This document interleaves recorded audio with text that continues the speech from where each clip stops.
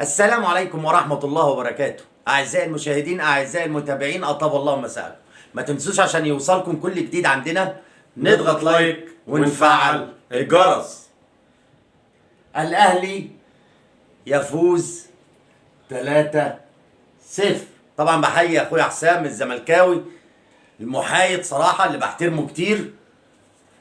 بحيي كل جماهير النادي الأهلي النهاردة اللي كانت في أسوان، وبحيي ايضا عشان ما انساش جماهير اسوان اصلا اللي كانت بتشجع اسوان النهارده. اولا بسم الله الرحمن الرحيم، الف مبروك للنادي الاهلي النهارده يا استاذ اشرف. اداء مشرف جدا، هو ده الاهلي وهي دي الاداره بعد الاجتماع اللي تم مع لعيبه كره القدم بقياده الكابتن محمود الخطيب. الاهلي رجع بصوره اقوى مما كان، هو ده الاهلي اللي معودنا دايما ومعود جمهوره بالفوز المتتالي.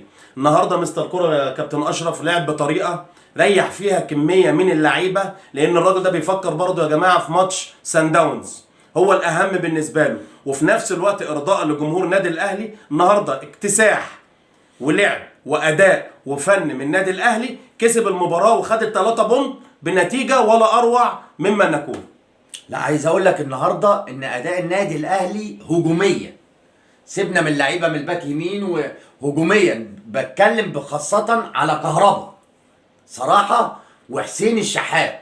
حسين الشحات النهارده يا كابتن حسام كان بيلعب في مركز يعني تحس انه صانع العاب، هو اللي صانع، هو اللي مدي ال3 اسيست النهارده بتوع ال3 اهداف. نشيد بحسين الشحات النهارده صراحه. حسين الشحات ميزته الجميله يا كابتن اشرف انه بيلعب في اكتر من مركز، ممكن تلاقيه باك رايت، ممكن تلاقيه هاف رايت. اساسا حسين الشحات كان بيلعب في مصر المقاصه باك رايت فعلا.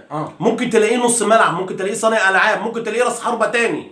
فالنهارده حسين الشحات اثبت ان هو بال3 اسيست النهارده انه لعيب فعال ومن القدرات الاساسيه مع مستر كولر. عايز اقول لك يا كابتن حسام اللي انا لاحظته النهارده ان الجزء الامامي للنادي الاهلي كان قوي، هو احسن جزء، يعني احسن هجوم اعتقد ان لازم يلعب بيه كولر.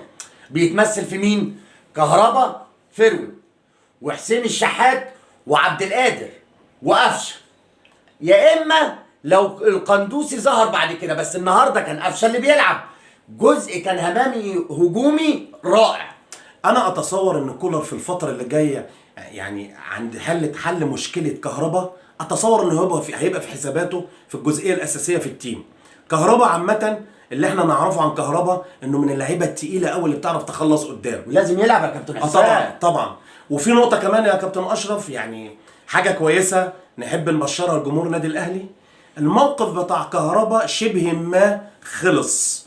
حصلت جدوله للماديات، المبلغ تقريبا 70 مليون جنيه يا كابتن اشرف، حصلت فيه جدوله، ده دخل في الموضوع ناس تقيله في الموضوع، وشبه ما الموضوع يعتبر خلص. طب اقول لك تصريح حصري في برنامجنا هنا، حصري ما تقولش في اي حته، واعتقد ان انت ما سمعتوش. كهربا يا كابتن حسام من ساعه ما اتحكم عليه بالغرامه وهو حط الفلوس في البنك. دي حاجه كويسه. عارف ده معناه ايه؟ ان كهربا بيدفع على سعر الدولار القديم. كلام سليم، كلام سليم. من ساعه ما اتحكم عليه، بس كهربا مخلي دفع الفلوس اللي هي المحطه الاخيره، لما يبقى الموضوع منتهي، الحركه النهائيه في الاخر، لما اكون خلاص يا اما هتوقف يا ادفع، فهضطر ادفع. احنا كهربا عامه احنا محتاجينه الفتره اللي جايه. منتخب مصر، قوام منتخب مصر محتاج لكهربا خبره برضه. طبعا محتاجينه الفتره اللي جايه يرجع لمستواه، وهو ان شاء الله مع اداره النادي الاهلي ومع الجهاز الفني لنادي الاهلي اتوقع ان كهربا يكون افضل من الاول. احنا برضو بنشيد النهارده بصراحه بكولر، عشان ابقى صريح. انا المره اللي فاتت انتقدناه، لا النهارده بشيد بيه. ليه؟ لان لعب بالجزء الامامي كهربا، هو بيحب كهربا على فكره يا كابتن، وهو افضل لاعب يلعب.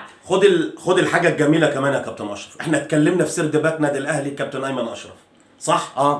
هل تعلم ان مستر كولر تم التعاقد مع ايمن اشرف وتم التجديد معاه؟ هو اللي طلب انه يتجدد. من الواضح كده يا جماعه ان الصوره بدات توصل ان ايمن اشرف الفتره اللي جايه يبقى في حسابات كولر.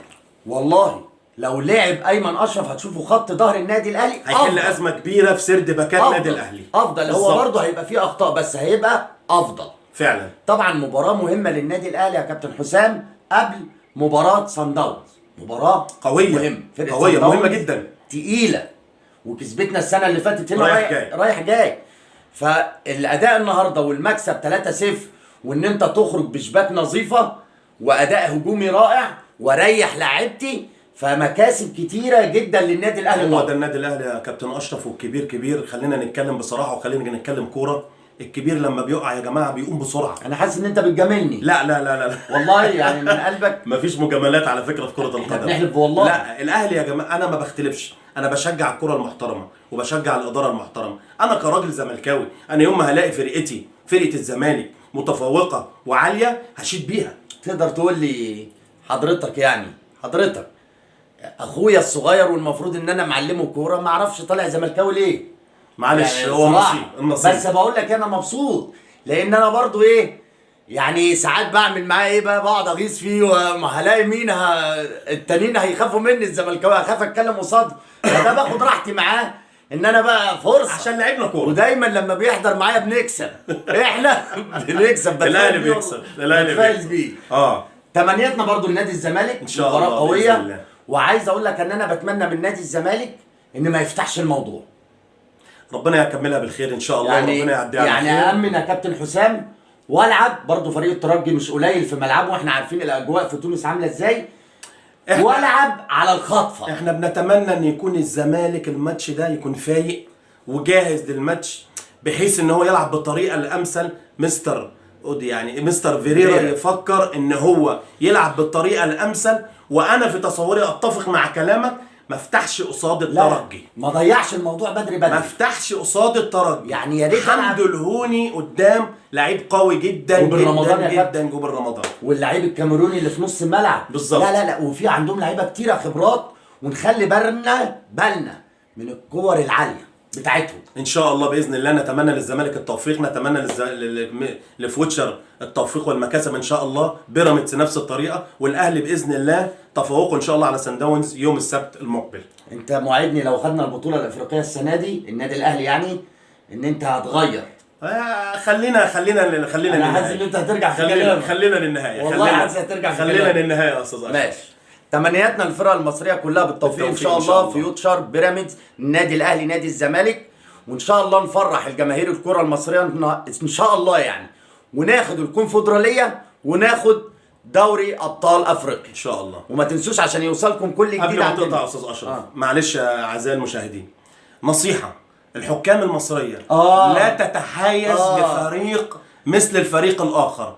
النهارده مباراه الاسماعيلي كابتن نادر قمر الدوله. لحظه بقى عشان انت بقى قبل ما تقطع استاذن بس دقيقه واحده بعد اذن المعد، معلش احنا دقيقه واحده بس في كلمه في الحكام، لان انا تعبت بصراحه. كابتن نادر قمر الدوله النهارده انا كنت بشيد بيك كحكم، عايز يكسب الاسماعيلي باي طريقه. ليه انا اتفرجت على الماتش، ضربتين جزاء محققين لنادي المحله في وقت واحد وضربه جزاء مشكوك فيها نادي الاسماعيلي كبير، مش محتاج لحد ان هو يكسب.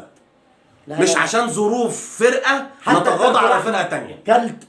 الكارت الاحمر النهارده برضو لا في مشكله. كابتن نادر قمر الدوله من الحكام الممتازين، وانا من دايما بشيد بيه. الحكام كلها 90% من الحكام ده، في كمان كابتن مين؟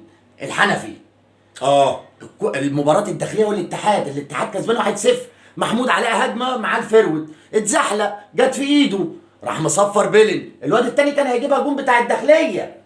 طب انت بتستعجل ليه؟ معلش نحاول بس. الحكام والفار راح مرجعه. حكامنا لابد ان ياخدوا بالهم يا جماعه، في فار. ده غير الكابتن ابراهيم نور الدين.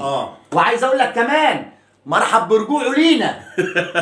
مرحب برجوعك لينا كابتن محمود عاشور، رجع حكم تاني. مرحب برجوعك لينا.